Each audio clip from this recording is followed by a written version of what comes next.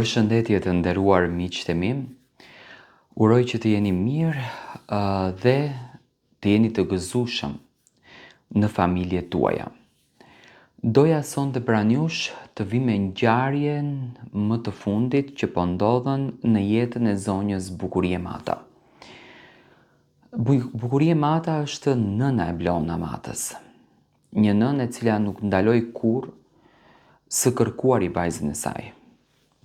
Realisht, ajo beson që të gjithë e din, por askush nuk flet. Pse nuk flasin?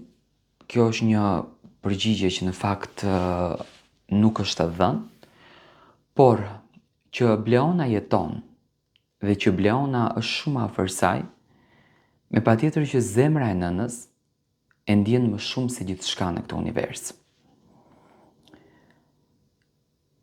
Në edicionin e fundit të emisionit Gjurmë nga Odeta Dume, një zotëri afër 80 vjeç foli për të vërtetën e Blona Matës. Një të vërtetë që ndoshta ai nuk ka dashur ta merr me vete në universin tjetër. Do të thënë që e ka grirë në shpirt. Ai tregoi që Bleona është marrë nga personat të cilët e kanë marrë nga shtëpia dhe e kanë dërguar drejt malit, ku Bleona ka humbur gjurmët.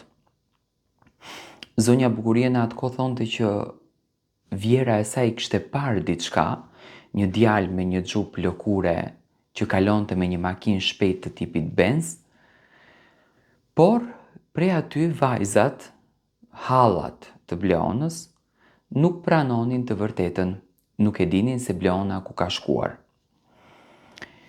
Zotëria tregon që Bleona kishte shkuar në një fshat të Vlorës dhe prej aty ishte nisur drejt Gjermanisë e kishte bler një familje që realisht nuk kishte patur lek, edhe nuk kishte patur fëmijë, falni. Por çfarë po ndodh me Bleonën, çfarë po thot zonja Bukurie dhe çfarë thot advokati i rastit që e ndjekën rastin e Blona Matës?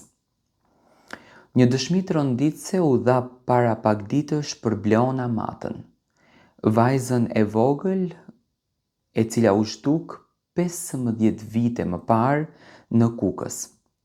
Një i moshuar ka ndarë një sër informacionesh edhe detajesh që lidhen me rrethanat e rrëmbimit, lëvizje të dyshimta dhe elemente që mund të hapnin pista të reja hetimi për fatin e Bleonës.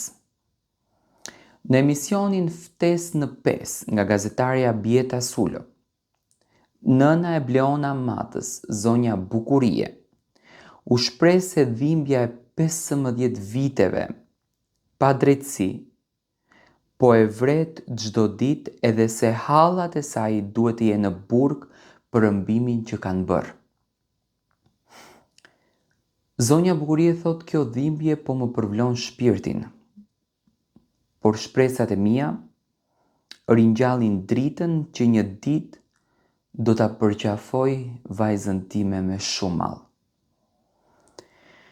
Mendoj që një herë do t'ja dëgjoj zërin. Zotëria dinte shumë gjëra, e falenderoj. Kur ka qenë tek emisioni Njerëz të humbur, gjithë fshatarët e mbajtën të fshehtë këtë para policisë nga që kishin frikë. Kush nga ky njeri që e ka rrëmbyer Bleonën që kanë frikë të gjithë të flasin. Atë ditë është parë një makinë me targa të Vlorës, që më thënë e vërteta del sot, që Bleona dyshohet të jetë rrëmbyer nga një familje në Vlorë. Përse vonoi kaq shumë drejtësia e që duhej të përjetojmë këtë dhimbje? Ai zotëria ka thënë jam në moshë të vjetër. E kam ditur këtë informacion, por nuk më ka lënë familja që të flas. Nuk dua të vdes me këtë breng, ka thënë zotëria në fjalë. Po të ishte drejtësia e mirëfillt, thot zonja Bukurie, nuk do të ishin bërë 15 vite dhe 5 vajza të rinj të lira. Ato të ndëshkohen me burg derisa të flasin të vërtetën të madhe. Ato duhet të futen atje ku e meritojnë. Ajo hodhi akuza edhe mbi baban e Bleonës, që nuk e ka denoncuar kurrë humbjen e vajzës së tij. Po si ta kërkoj babai, kur është turpi, u zhduk vajza, gjithmonë kishin presion nga vëllezërit, duke marrë presion mos të nxirrte motrën në televizion. Unë denonco, ai tërhiq, nuk e di çfarë babai është thot, nuk ka zemër të kërkoj e vladin e vet. Në fakt, to janë fjalët e zonjës Bukurie Mata, e cila në fakt ka folur për ngjarjen e Bleonës. Advokati në këtë rast, zotri Idajet Beqiri, ka thënë se kemi të bëjmë me një krim të rëndë. Janë ngritur pista të gabuara në fillim, thot, nga policia, sepse ka rënë pre e themeve dhe provokimeve. Orientimi të gabuar që i ka bërë bota e krimit ngjarjes. Pastaj e morën lehtë të çështje, gjithmonë me idenë që vajza është e gjallë. Po ndryshon banesë, nuk do të rinë në fshat. Kjo bëri që të zhduken edhe gjurmët e krimit dhe të mos vihej tek autorët e ngjarjes që të mos jepnin llogari. Është një krim, thot, shumë i dukshëm edhe ka prova të dukshme. Dihet kush e mori nga shtëpia edhe kush e çoi në mal. Në këtë gjë ka për hallat e Bleonës.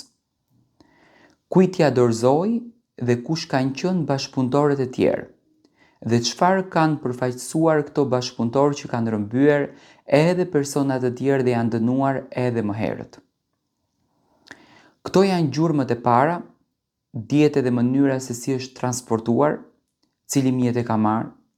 Policia nuk ka punuar me përkushtim, nuk e ka zbatuar ligjin siç duhet, ende vazhdon, thotë, e njëjta situatë, e njëjta papërgjegjësi, ka thënë advokati, i cili ka treguar se çështjen e Bleona Matës e kanë çuar edhe në SPAK, ku sipas tij ka më shumë seriozitet.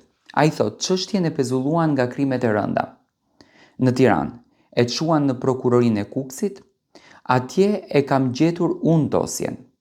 Konstatova që atje nuk kishin bërë asnjë lloj veprimi. Minimumi duhet të viheshin në përgjim të gjithë personat e dënuar. Jemi detyruar, pasi konstatova që ne këtu kemi të bëjmë me një grup të strukturuar kriminal. E kemi çuar dosjen në SPAK, aty ka një lloj serioziteti, është një çështje që pati kujdesin e drejt për drejt të Altin Dumanit.